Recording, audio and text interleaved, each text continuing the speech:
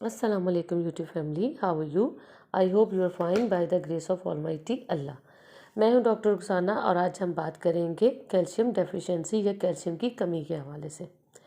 Calcium का लफ्ज़ जो है जैसे ही हमारे माइंड में आता है तो फ़ौरन ऐसा लगता है कि जैसे ये सिर्फ बोन्स और यानी हड्डियों और दांतों के हवाले से बहुत इंपॉर्टेंट है, उनकी ग्रोथ के लिए बहुत ज़्यादा ज़रूरी है। लेकिन ऐसा नहीं है, ये ना सिर्फ ये कि हड्डियों और दांतों के लिए ज़रूरी है, बल्कि आपकी पूरी पूरी जो बॉडी है उसके तमाम जो बॉडी फंक्शंस हैं उनके लिए बहुत ही इंपॉर्टेंट रोल प्ले करता है। कैल्शियम का जो 99% हिस्सा है वो आपकी बोन्स में पाया जाता है। सबसे पहले हम बात करेंगे कैल्शियम के हवाले से कि उसके कौन कौन से ऐसे वो फंक्शंस हैं जो आपकी बॉडी में ये परफॉर्म करता है। सबसे पहली चीज़ आती है इसमें ये कि कैल्शियम जो है आपकी हड्डियों की ग्रोथ के लिए बहुत ज़्यादा ज़रूरी है, बोन्स की ग्रोथ के लिए बहुत इंपॉर्टेंट रोल प्ले करता है, जिसकी वजह से ना सिर्फ ये कि आपकी जो है हड्डियाँ मज़बूत रहती हैं, उनके अंदर एनर्जी रहती है, आपकी मोबिलिटी यानी उठना बैठना चलना फिरना अफेक्ट होता है, बल्कि आपकी जो हाइट है, स्पेशली बच्चों की जो हाइट है, बच्चों का जो कद है वो इसमें उसमें ये बहुत इंपॉर्टेंट रोल प्ले करता है, क्योंकि ये हड्डियों की ग्रोथ में इंपॉर्टेंट रोल प्ले करता है। नंबर 2 आ जाता है, बहुत ही इंपॉर्टेंट बात जो यहाँ पे डिस्कस करना ज़रूरी है वो ये है कि आप जितने भी कैल्शियम के जो है इनटेक कर लें, जितनी भी इसकी मेडिसिन ले लें, टैबलेट ले लें, कोई इसकी जो कह लें कि डाइट अच्छी कर लें, अगर आप में विटामिन डी की कमी है तो कभी भी आपकी बॉडी के अंदर कैल्शियम जो है एब्जॉर्ब नहीं होगा, क्योंकि जो विटामिन डी है वो आपकी बॉडी के अंदर कैल्शियम को एब्जॉर्ब करता है, आपके सेल्स में कैल्शियम के एब्जॉर्प्शन को कह लें कि कैल्शियम को जज़्ब करने में इम्पॉर्टेंट रोल प्ले करता है। इसलिए जब तक आप विटामिन डी की कमी को पूरा नहीं करेंगे तब तक आपकी जो है बॉडी के अंदर कैल्शियम की कमी पूरी नहीं हो पाएगी, या यूँ कह लें कि विटामिन डी जो है वो कैल्शियम के लिए एज अ कैटलिस्ट काम करता है। कैटलिस्ट उस चीज़ को कहते हैं कि जो ना डायरेक्टली किसी भी प्रोसीजर को जो है वो अफेक्ट नहीं करता, लेकिन उसको तेज़ करने में हेल्प आउट करता है। तो जब आपके अंदर विटामिन कह लें कि कैल्शियम की कमी हो तो उससे पहले ये ज़रूर देख लें कि कहीं आप में विटामिन डी की डेफिशिएंसी तो नहीं है। अगर विटामिन डी की डेफिशिएंसी है तो 100% श्योर है कि उसकी कमी को अगर आप पूरा कर लेंगे तो कैल्शियम की कमी खुद ही कम्प्लीटली जो है आप क्योर कर लेंगे, उसकी कमी को पूरा कर सकते हैं। नंबर 3 पॉइंट आ जाता है डेंटिशन पीरियड। ऐसे बच्चे जिनमें दांत देर से निकलते हैं, या यूँ कह लें कि बच्चों में दांत जो है वो सही प्रॉपर तरीके से निकल नहीं रहते, तो डेंटिशन पीरियड में ये कैल्शियम जो है वो बहुत इंपॉर्टेंट रोल प्ले करता है। नेक्स्ट पॉइंट आ जाता है प्रेग्नेंट लेडीज़ में अगर कैल्शियम जो है वो अगर उसको देखा जाए तो ना सिर्फ ये कि ये एक माँ की हड्डियों के लिए बहुत ज़्यादा ज़रूरी है, बहुत इंपॉर्टेंट रोल प्ले करता है, बल्कि उसके अंदर जो बच्चा है, जो रहम के अंदर बच्चा पल रहा है, उसकी हड्डियों की ग्रोथ के लिए भी बहुत ज़्यादा इम्पॉर्टेंट होता है, उसकी जो है ग्रोथ के लिए बहुत ज़्यादा इम्पॉर्टेंट रोल प्ले करता है। नेक्स्ट पॉइंट आ जाता है नर्वस सिस्टम। नर्वस सिस्टम के लिए भी कैल्शियम बहुत ज़्यादा ज़रूरी है, क्योंकि ये एक नर्व सिग्नलिंग जो है वो करता है, यानी आपके जो नर्वस सिस्टम उसको जो सिग्नल रिसीव कर रहे होते हैं उसमें ये बहुत ज़्यादा इंपॉर्टेंट रोल प्ले करता है, एनर्जी देता है नर्वस सिस्टम को। इसीलिए ये बच्चों की मेमोरी को शार्प करता है, मेमोरी को जो है फोकस लेवल को जो है इन्हेंस करता है बच्चों की। नेक्स्ट पॉइंट देखा जाए तो ये ना सिर्फ ये कि आपके नर्वस सिस्टम बल्कि आपके मसल्स यानी पट्ठों को भी मजबूती देता है, क्योंकि आपका जो जो ग्लूकोज है उसको ये मसल्स तक पहुंचाता है, उसको जब पट्ठों तक जो है पहुंचाता है, जिससे उनको एनर्जी मिलती है। इसके अलावा आपका जो दिल है उसके जो पट्ठे हैं उनकी मजबूती के लिए ये बहुत इंपॉर्टेंट है, उनको ये ना सिर्फ मजबूती देता है बल्कि उनको हेल्दी भी रखता है। नेक्स्ट पॉइंट की बात की जाए तो वो है बोन डेंसिटी को इम्प्रूव करता है, यानी कि आपकी हड्डियों की जो अंदरूनी ताकत है उसको ये बहुत बेहतर बनाता है। ग्लूकोज को मसल तक पहुंचाना है, जैसे मैंने पहले जो है डिस्कस किया कि ये बहुत इंपॉर्टेंट रोल प्ले करता है, जिसकी वजह से आप में थकावट नहीं होती, आपके अंदर एनर्जी जो है बूस्ट रहती है। और ये भी याद रखिएगा कि ब्रेन जो होता है, आप बच्चे को दे रहे हैं जी कैल्शियम दे रहे हैं जिसकी जो है दिमागी नशोनुमा जो वो बेहतर रहे, उसका ब्रेन जो है वो अच्छे तरीके से दिमाग जो है वो ग्रो करे। तो ये बात याद रखिएगा कि 14 ईयर्स यानी 14 साल के बाद अगर आप किसी बच्चे को कैल्शियम चाहे वो टैबलेट फॉर्म में दे रहे हैं, चाहे वो खुराक की सूरत में दे रहे हैं, वो देने का फ़ायदा ही नहीं है, क्योंकि 14 साल तक जो है वो ब्रेन जो ग्रो करता है, उसके बाद ग्रो करना बंद कर देता है। इसलिए 14 साल के बाद कैल्शियम की टैबलेट्स वगैरह बच्चे को देना ब्रेन की नशोनुमा के लिए, उसका कोई फ़ायदा नहीं है इसमें। नेक्स्ट पॉइंट आ जाता है कि इसमें ब्लड क्लॉटिंग में बहुत इंपॉर्टेंट रोल प्ले करता है। यानी अगर कहीं ज़ख़म हो गया है, कहीं कोई चोट लगी है, तो फ़ौरन वहाँ पे, जिसको हम आमतौर पर कहते हैं खरिंड आ जाना, तो ज़ख़म के ऊपर ये खरिंड आने में बहुत हेल्प आउट करता है, जिसकी वजह से ना सिर्फ ये कि ज़ख़म जल्दी ठीक हो जाता है, बल्कि हीलिंग प्रोसेस जो है वो उसको भी ये तेज़ कर देता है।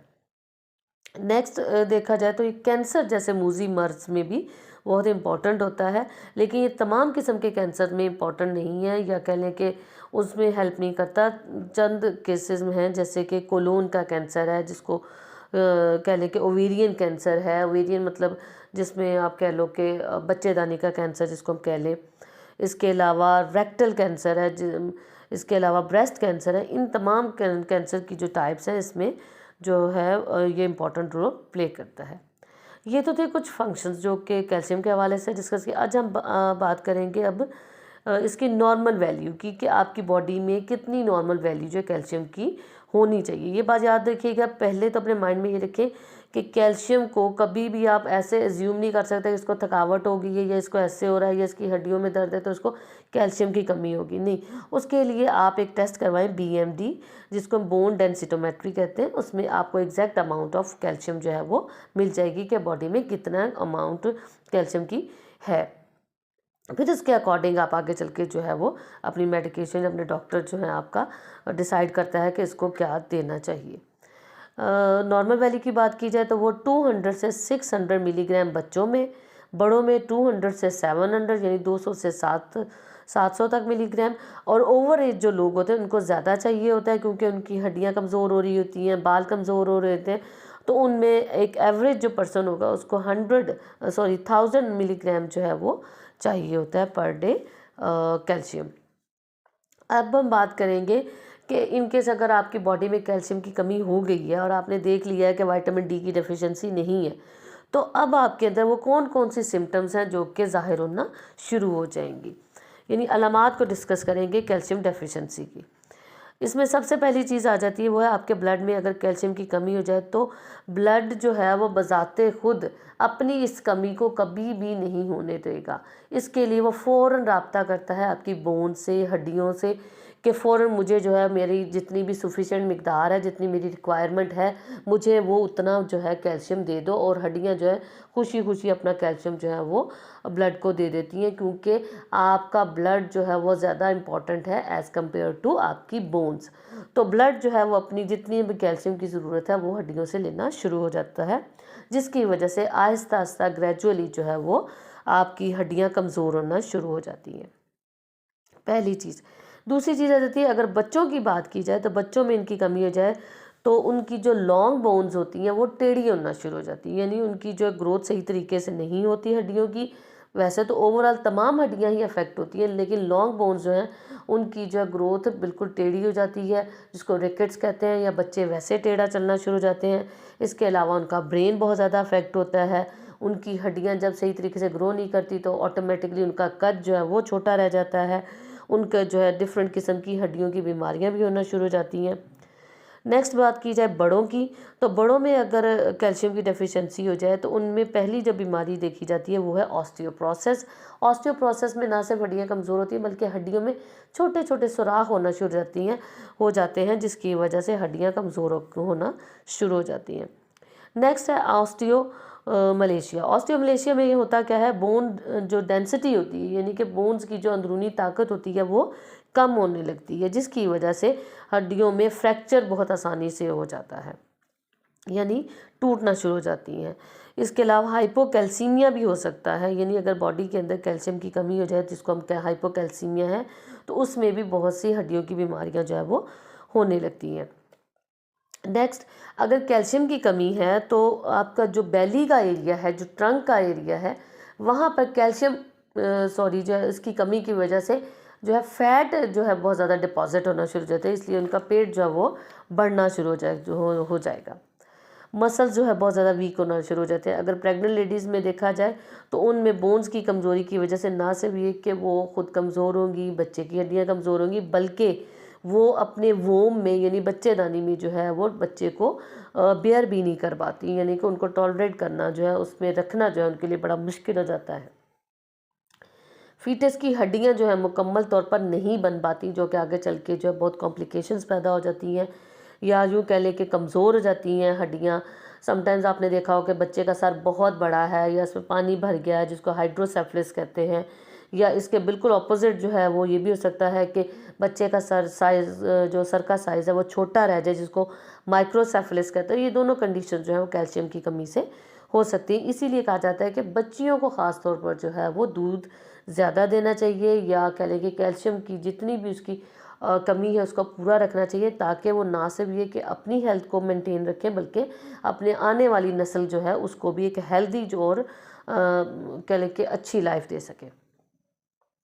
इसके अलावा अगर फीमेल्स में कैल्शियम की कमी हो तो ये आगे चल के उनमें इनफर्टिलिटी तक की जो है वजह बन सकती है। इसकी डिटेल में हम आगे किसी और वीडियो में जाएंगे। मीनोपॉज जब एज शुरू हो जाती है, यानी जिसको बंदिश हैज़ कहा जाता है, जब मैं एक फ़ीमेल के मेंसेस जो हैं वो बंद होना शुरू हो रहे होते हैं, ख़त्म होना शुरू होते हैं, तो उनमें उनमें बहुत से हार्मोनल चेंजेस आ रहे होते हैं। तो भी कैल्शियम की अगर कमी हो जाए तो उनमें ऑस्टियोमलेशिया, ऑस्टियोप्रोसिस और बहुत सी हड्डियों की बीमारियां आना शुरू हो जाती हैं। फ्रैक्चर बहुत आसानी से हो जाता है। इसके अलावा पीएमएस यानी कि प्री मेंस्ट्रुअल सिंड्रोम, जिसमें कह लो कि मेंसेस आने से पहले बच्चियों में या बड़ी फीमेल में जो है वो कुछ ऐसी सिम्टम्स या अलामात ज़ाहिर होना शुरू हो जाती हैं, जिसमें छाती का जो है टेंडर हो जाना, सख्त हो जाना, मूड स्विंग्स होना, यानी चिड़चिड़ापन, गुस्सा आना बहुत ज़्यादा, और बात बात पर जो है वो रोना, बात बात पर चीखना चिल्लाना, इस किस्म की सिम्टम्स भी आना शुरू हो जाती है। इसके अलावा फटीग बहुत पाई जाती है, यानी थक जाना और लेथार्जिक, बस हर वक्त डल सा पड़ा रहना, कभी भी एक्टिव ना होना, बीपी जो है वो शूट कर सकता है। कैल्शियम की कमी से मेमोरी पे बहुत ज़्यादा इफेक्ट होता है, यानी हाफजा कमज़ोर हो जाता है। और एक और बड़ी इंपॉर्टेंट चीज़ जो कि कैल्शियम की कमी से होता है वो है आपके अंदर कड़ल पड़ना, यानी जो आपकी टांगों के निचले हिस्से में जो है क्रैम्प्स पड़ना शुरू हो जाता है। इसके अलावा सांस फूलने लगता है, जैसे आप चलेंगे तो आपको जो है लगेगा कि मेरा सांस फूल रहा है। डिप्रेशन बहुत ज़्यादा होना शुरू हो जाता है। सुइयाँ चुभने की सी जो कभी हाथों में, कभी पैरों में, कभी टांगों में ऐसे लगेगा जैसे सुइयाँ चुभ रही हैं, इस किस्म की कह लें कि फीलिंग आती है, सेंसेशंस ऐसी होती हैं। और ओल्ड एज में जाकर तो कैल्शियम की कमी से बहुत ही ज़्यादा कह लें कि मसाइल होते हैं। उनकी नाखूनों की जो है ग्रोथ बहुत अफेक्ट होती है, बालों की, दांतों की, स्किन जो है बहुत ज़्यादा रफ और बहुत जल्दी झुर्रियाँ इसकी कमी से आना शुरू हो जाती हैं। ये थी आज की वीडियो जिसके में कि हमने डिस्कस किया कि कैल्शियम की कमी से जो है वो क्या क्या कह लें कि सिम्टम्स जो है वो शो होते हैं, या इसकी कमी से, या इसकी फंक्शंस क्या क्या हैं। नेक्स्ट वीडियो में हम इसकी डाइट और इसके कॉजेज़ के हवाले से बात करेंगे। डाइट वो डिस्कस करेंगे कि जिससे हम नेचुरली जो है आपके अंदर जो है कैल्शियम की कमी को पूरा कर सकें। आई होप आपको आज की वीडियो अच्छी लगी होगी। अगर आपको मेरी ये कोशिश अच्छी लगी है तो प्लीज़ मेरे इस चैनल को सब्सक्राइब कीजिएगा, शेयर कीजिएगा दूसरों के साथ, और मेरी इस कोशिश को प्लीज़ आगे शेयर कीजिएगा। अल्लाह ताला आपके लिए और हमारे लिए आसानियाँ पैदा फरमाए। आमीन। अल्लाह हाफ़िज़।